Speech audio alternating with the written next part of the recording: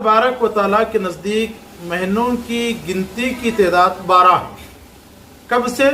یوم خلق السماوات والارض، جب سے اللہ تبارک و تعالیٰ نے زمین اور آسمانوں کو پیدا کیا۔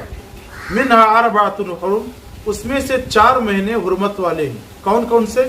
ذی قعدہ، ذی الحجہ، محرم اور رجب کا مہینہ، یعنی حرمت والے۔ مطلب یہ ہے کہ زمانہ جاہلیت میں لڑائی اور جھگڑے بہت زیادہ ہوتے تھے، لوگ ذرا سی بات پر لڑا کرتے تھے، تو اللہ تبارک و تعالیٰ نے ان 4 مہینوں کو حرمت والے قرار دیا۔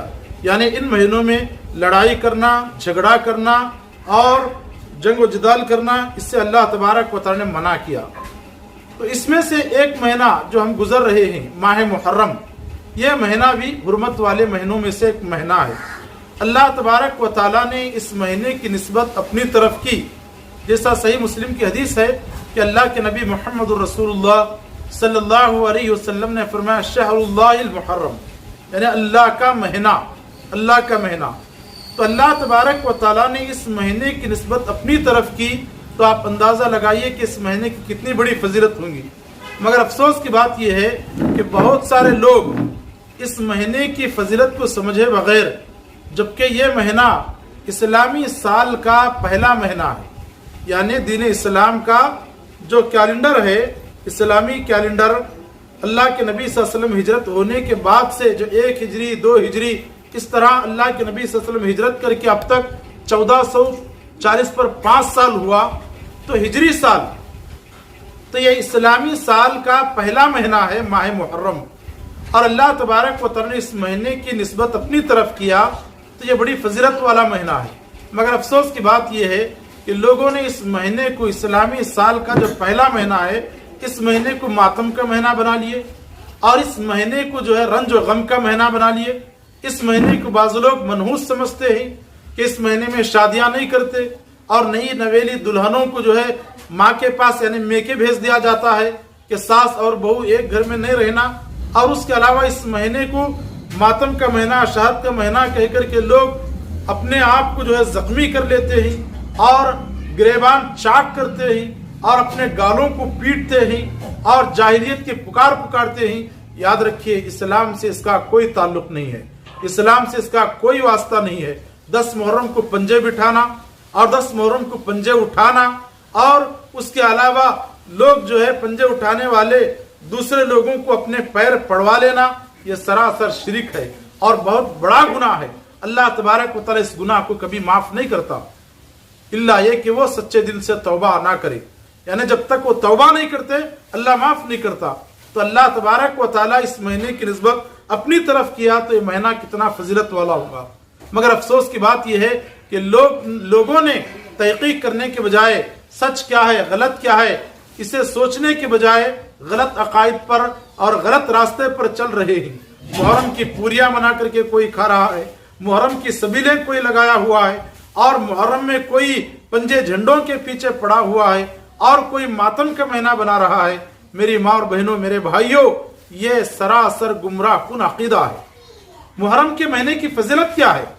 اللہ کے نبی محمد الرسول اللہ صلی اللہ علیہ وسلم نے اس مہینے کی 10 تاریخ کو روزہ رکھنے کا حکم دیا۔ ماہ محرم کی 10 تاریخ یعنی یوم عاشوراء کو روزہ رکھنے کا حکم دیا۔ کیوں؟ اللہ کے نبی صلی اللہ علیہ وسلم جب مکہ سے مدینہ ہجرت کیے، تو آپ صلی اللہ علیہ وسلم نے دیکھا کہ یہودی اس دن جو ہے یعنی محرم کی 10 تاریخ کو روزہ رکھے ہوئے ہیں۔ اللہ کے نبی نے پوچھا ما ھذا، یہ کیا ہے؟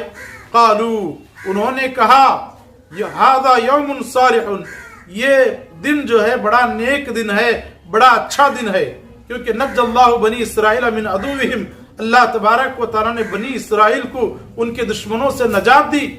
تو حضرت موسیٰ علیہ السلام اس دن روزہ رکھے، تو یہودی حضرت موسیٰ علیہ السلام کی پیروی کرتے ہوئے 10 محرم کو روزہ رکھتے تھے۔ تو اللہ کے نبی صلی اللہ علیہ وسلم نے کہا فَأَنَا أَحَقُّ بِمُوسَىٰ مِنْكُمْ، میں تو تم سے زیادہ نسبت رکھتا ہوں حضرت موسیٰ علیہ السلام سے۔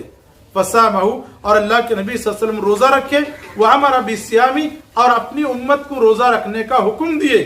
اور اتنا ہی نہیں، اللہ کے نبی صلی اللہ علیہ وسلم نے یہودیوں کی مخالفت کرنے کے لیے، کیونکہ یہودی صرف 10 محرم کو روزہ رکھتے ہیں ایک دن کا، تو اللہ کے نبی صلی اللہ علیہ وسلم ان کی مخالفت کرنے کے لیے 9 اور 10 محرم کو روزہ رکھنے کا حکم دیے، اور آپ صلی اللہ علیہ وسلم نے کہا مجھے امید ہے کہ اللہ تبارک و تعالیٰ اس روزے کے ذریعے 1 سال کے گناہوں کو معاف کرے گا۔ کتنے؟ 1 سال کے گناہ اللہ تعالیٰ معاف کرے گا۔ تو اتنی بڑی فضیلت والا یہ مہینہ ہے، اللہ تعالیٰ نے اس مہینے کی نسبت اپنی طرف کی، اور اللہ کے نبی صلی اللہ علیہ وسلم 10 محرم کو روزہ رکھنے کا حکم دیے، اور اللہ کے نبی نے فرمایا افضل الصیام بعد رمضان شہر اللہ المحرم، یعنی رمضان کے مہینے کے بعد سب سے زیادہ فضیلت والا روزہ محرم کا روزہ ہے۔ افضل الصیام کا اللہ کے نبی صلی اللہ علیہ وسلم نے، یعنی فضیلت والے روزوں میں سے رمضان کے مہینے کے بعد شہر اللہ المحرم، یعنی اللہ کا مہینہ ماہ محرم کی فضیلت ہے۔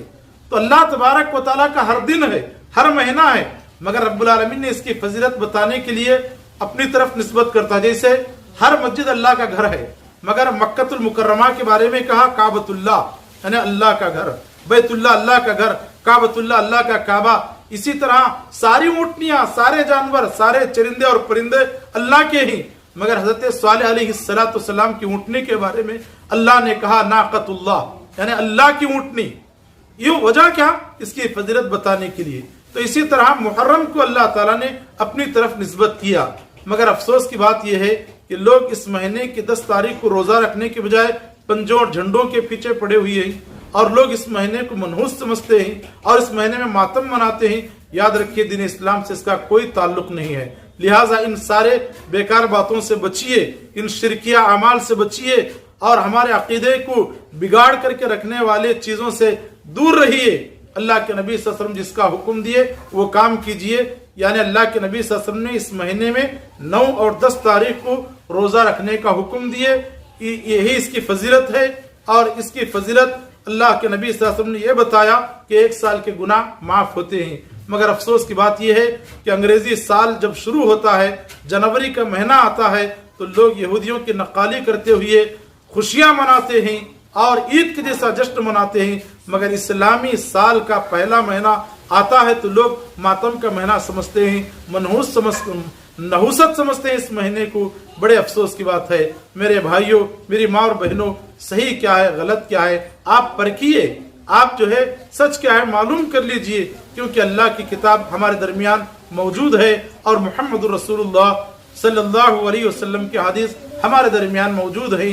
تو قرآن اور احادیث کی طرف آئیے، اسی کے مطابق زندگی گزاریے۔ جو بھی عقائد قرآن و حدیث کے خلاف ہیں، جو کام قرآن اور حدیث کے خلاف ہیں، اس سے بچتے رہیے۔ اللہ تعالیٰ سے میں دعا کرتا ہوں کہ اللہ تعالیٰ مجھ کہنے والے کو کہنے سے زیادہ، آپ تمام سننے والوں کو سننے سے زیادہ ان کہی ہوئی سنی ہوئی باتوں پر عمل کرنے کی توفیق عطا فرمائے۔ آمین ثم آمین، وآخر دعوانا ان الحمد للہ رب العالمین۔